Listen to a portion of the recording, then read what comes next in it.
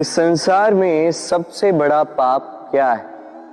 कोई कहेगा असत्य, कोई कहेगा छल, तो कोई कहेगा लालच। नहीं, संसार में सबसे बड़ा पाप है नारी का असम्मान, नारी का मान भंग करना। क्योंकि ये अपराध केवल नारी के शरीर को ही नहीं, उसके मन और उसके आत्मा पर भी प्रहार करती है। फिर प्रश्न ये उठते हैं कि जिसने भी ये अपराध किया है उसे दंड क्या दिया जाए? फिर कोई कहता है शारीरिक पीड़ा, कोई कहता है मृत्यु दंड। किंतु इस अपराध का दंड निश्चित करने से पूर्व क्या ये जानना महत्वपूर्ण नहीं है कि अपराधी है कौन? अब आप कहेंगे कि सरल सी बात है, वही पुरुष जिसने स्त्री का मान भंग किया। किंतु क्या ये पूर्णतः सत्य है? क्या स्वयं के अपमान के लिए, स्वयं के सम्मान को खोने के लिए कभी कभी नारी स्वयं उत्तरदायी नहीं हो सकती? सोच के देखिए, सम्मान खोने से बचने के लिए पहले सम्मान की सीमा पर दृष्टि रखना आवश्यक है। रावण सीता का हरण इसलिए कर पाया क्योंकि सीता ने भोलेपन के कारण रावण का उस सीमा को लांघना सरल कर दी। किंतु अशोक वाटिका में उसी सीता को रावण स्पर्श तक नहीं कर पाया क्योंकि उसने रावण और उसके मध्य में तिनके की एक छोटी सी दीवार बना दी थी। जीवन में ना कहना सीखें। यदि कोई आपके सम्मान की सीमा को पार करने का प्रयास करे तो उसे वही रोकना सीखें। आपके ऊपर उठे पहले हाथ को, पहले कटाक्ष को वही रोक देना सीखें। फिर किसी पुरुष में साहस नहीं कि वो पुनः आपका अपमान करने का प्रयास भी कर सके, क्योंकि नारी जननी आराध्य है। तो स्वयं को निर्बल मानकर आप अपराधी ना बने। राधे राधे। इस कमल के पुष्प को देख रहे हैं?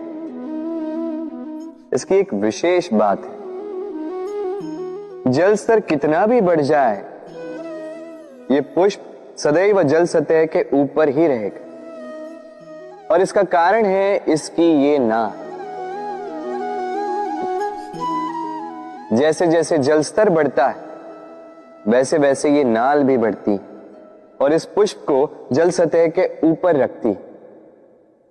किंतु जब जल स्तर घटता है ये नाल घट नहीं पाती और फिर स्वयं के साथ ही इस पुष्प का भी विनाश कर देती। मनुष्य के साथ भी यही होता है। जैसे जैसे मनुष्य समृद्ध होता जाता है वैसे वैसे उसका जीवन स्तर बढ़ता जाता है, उसकी अपेक्षाएं, उसकी आवश्यकताएं बढ़ती जाती।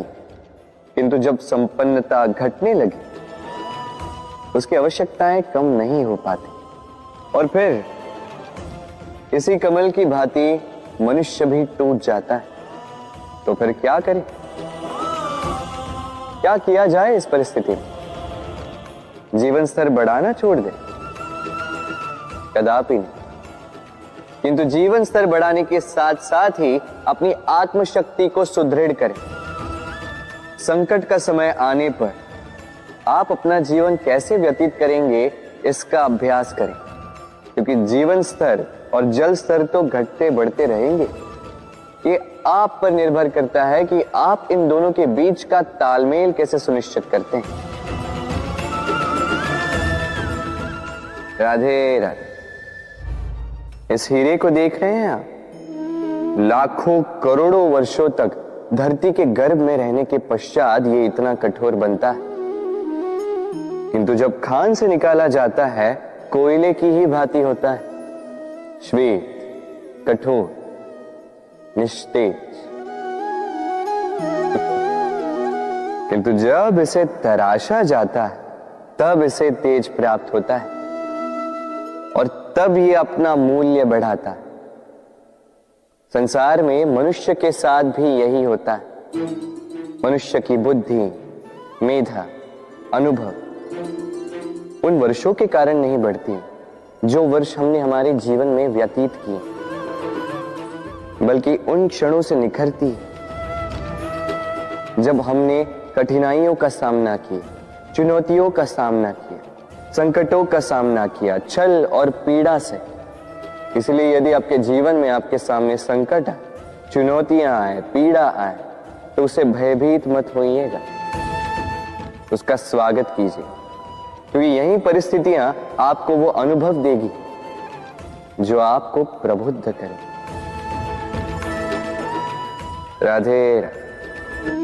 प्रकृति ने हर जीव में एक भाव भरा है ताकि वो निश्चल ना रहे, कुछ न कुछ कर्म करता रहे, और वो भाव है भूख। संसार में हर जीव, हर पशु, पक्षी, प्राणी परिश्रम करता रहता है अपनी इस भूख को मिटाने के लिए। परंतु क्या अन्य जीवों की भांति मनुष्य की भूख भी पेट तक ही सीमित रहती? तन की भूख मिटाते मिटाते कब ये भूख मन और माया की तृष्णा में बदल जाती है पता ही नहीं चलता। और अधिकतर ये तृष्णा धन संग्रहित करने तक ही रह जाती। अपना जीवन जीना छोड़कर किसके लिए ये धन संग्रहित कर रहे हैं? आने वाली पीढ़ी के लिए। बड़ी विचित्र बात। अपना जीवन जीना छोड़कर धन संग्रहित करते करते अपने जीवन का सुख भी मिटा रहे हैं और आने वाली पीढ़ी को कर्म करने से भी बाधित कर। पूत कपूत तो क्यों धन संचय, पूत सपूत तो क्यों धन संचय। अपनी संतान को संस्कार दीजिए, धन नहीं। यदि संतान संस्कारी हो तो अपना स्वयं का एक संसार बना लीजिए। यदि असंस्कारी हो तो आपका बना बनाया संसार यूं ही नष्ट कर दे। इसलिए जीवन में यदि कुछ संचय करना है तो ज्ञान संचय कीजिए, प्रेम संचय कीजिए, और मेरे साथ प्रेम से कहिए राधे राधे। जीवन को रथ कहा जाता है, किंतु क्यों? अब आप कहेंगे कि इसलिए क्योंकि जीवन भी रथ की ही भांति चलता रहता है। किंतु कभी आपने इस रथ को समझने का प्रयास किया? रथ में आगे अश्व होते हैं और पीछे पहिए। ये अश्व आपके कर्म और ये पहिए कर्मफल।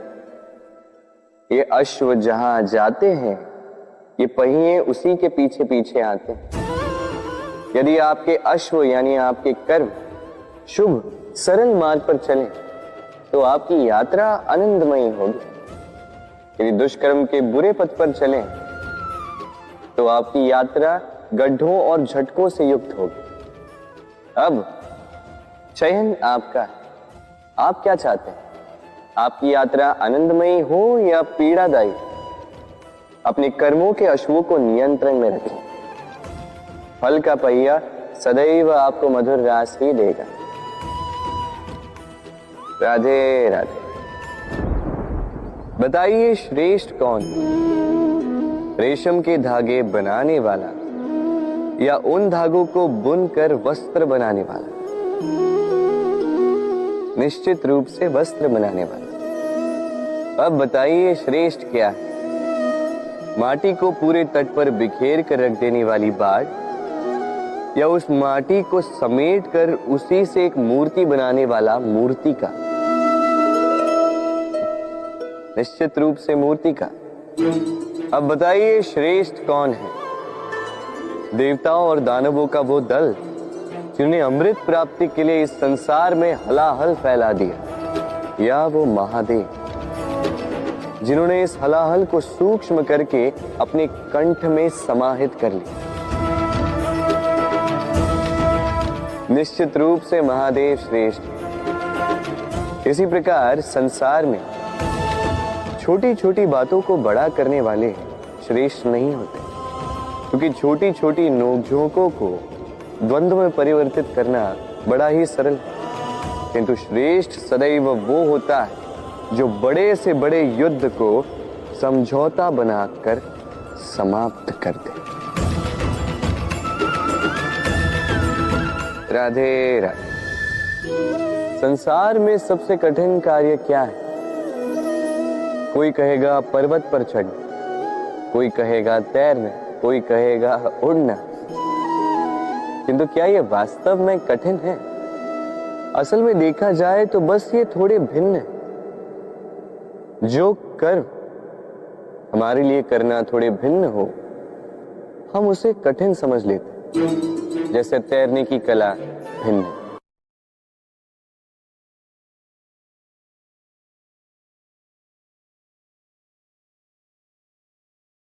बड़े ही परिश्रम से इसे बनाती हैं, अपने शरीर के रस से इसे बुनती हैं। क्या आप इसका उद्देश्य जानते हैं? आखिर मकड़ी इन जालों में नन्ही कीटों को फंसाकर उन्हें अपना भोजन बना लेती है। और क्या आप ये बात जानते हैं कि एक दिन मकड़ी इन्हीं जालों में फंसकर मृत्यु को प्राप्त हो जाती है? बताइए क्या करते हैं आप इन जालों के साथ? दिखते ही हटा देते हैं इनका अस्तित्व, है ना? दूसरी ओर चिड़िया का घोंसला। चिड़िया भी बड़े परिश्रम से इसे बनाती है, किंतु यदि चिड़िया इसे छोड़कर चली भी जाए, उसके पश्चात भी लोग इसका विनाश नहीं करते। कारण क्या? कारण यह है कि इसका निर्माण जीवन के संचयन के लिए किया गया था, आखेट के लिए नहीं। स्मरण रखिएगा, जीवन में आपका परिश्रम कितना भी अधिक हो, यदि आपका लक्ष्य शुभ ना हो तो आपको भी विनाश पाना ही होगा।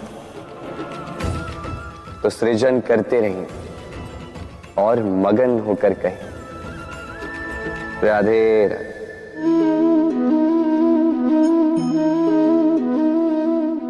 आपके विचार से मैं क्या कर रहा हूं?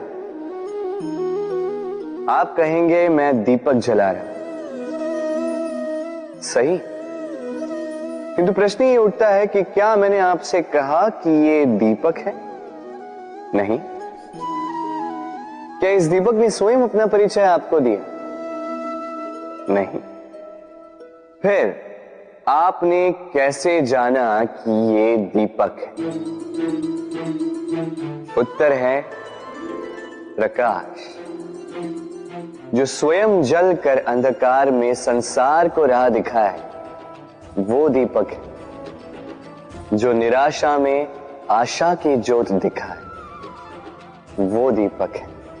दूसरी ओर सर्प है, जो दिखे नहीं, बस फुफकार दे तो लोग भयभीत हो जाते हैं। अर्थात व्यक्ति का परिचय उसके कर्मों से मिलता है। इसलिए आपको ये बताने की आवश्यकता नहीं कि आप कौन हैं। ये आपके कर्म ही निश्चित करेंगे कि लोग आपसे दीपक समझकर प्रेम करेंगे या सर्प समझकर भयभीत रहेंगे। राधे राधे। समय कितना विचित्र होता है। समय हमारे साथ हो तो हम स्वयं को राजा मान लेते हैं। वही समय यदि विरुद्ध हो जाए तो रंक बनने में समय नहीं लगता। इसलिए मनुष्य की एक आदत होती है, बुरे समय के लिए कुछ बचा कर रखता है। संबंधी, मित्र बुरे समय में साथ छोड़ देते हैं। यश, मान बुरे समय में चला जाता है। तो व्यक्ति सोचता है क्यों ना धन संचय कर। धन का तो कोई मन नहीं होता जो समय आने पर बदल जाए।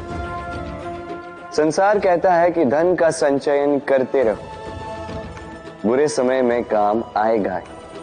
मैं कहता हूं शुभ कर्म करते रहो, आनंदित रहो, स्वयं पर और ईश्वर पर विश्वास रखो, बुरा समय कभी आएगा ही नहीं। राधे राधे। प्रकृति ने मनुष्य को एक विशेष शक्ति दी है। अन्य जीवों से अधिक शक्ति दी, स्मरण शक्ति। यही शक्ति मनुष्य को अन्य जीवों से भिन्न बनाती, इतिहास लिखने की प्रेरणा देती, ज्ञान को पीढ़ी दर पीढ़ी आगे भी बढ़ाती। और जो भूल जाते हैं, अधिकतर रूप से वो उपहास और दया के पात्र बन जाते हैं। परंतु क्या यही पूर्णतः सत्य है? नहीं। यही स्मरण शक्ति मनुष्य के विकास में सबसे बड़ी बाधा भी बन जाती है, उसके चित्त को दूषित कर देती। बुरे अनुभव, किसी का दिया गया धोखा, किसी का किया गया कटाक्ष मनुष्य भुला नहीं पाता और फिर लग जाता है प्रतिकार में। पहले समय नष्ट करता है प्रतिकार की तैयारी में, फिर समय नष्ट करता है प्रतिकार का अवसर ढूंढने में। यदि संतोष पाना है, यदि जीवन में आनंद पाना है, तो स्मरण शक्ति का सदुपयोग कीजिए। अपनी स्मरण शक्ति को केंद्रित कीजिए केवल अच्छी बातों और अच्छी यादों की ओर। जीवन में प्रसन्नता आए। राधे राधे। मनुष्य अपने परिवार के लिए क्या कुछ नहीं करता, दिन रात परिश्रम करता है ताकि अपने परिवार की आवश्यकता पूर्ति के लिए धन कमा सके। परंतु क्या केवल धन कमाना पर्याप्त है? आप कहेंगे हाँ, क्यों नहीं। धन से सब कुछ मिलता है, विद्या मिलती है, घर मिलता है, औषधि मिलती है, क्या कुछ नहीं मिलता। ये सब एक सीमा तक ठीक है, किंतु तनिक मन से सोच के देखिए, जब बालक रोगी होता है तो वो उस कड़वी औषधि को क्यों पी लेता? इसलिए क्योंकि उसके पिता ने उस औषधि को धन से खरीदा? नहीं, बल्कि इसलिए क्योंकि उसके सामने खड़ा उसका पिता, उसे उन पर विश्वास है। विश्वास है कि वो उसे कुछ नहीं होने देंगे। ये विश्वास, ये संस्कार, ये सीख कभी धन से नहीं मिलती। ये मिलती है उस समय से जो माता पिता ने अपने संतान के साथ बिताया। इसलिए जीवन में धन अवश्य कमाई, किंतु अपने परिवार को भी समय दीजिए, प्रसन्नता मिलेगी। राधे राधे।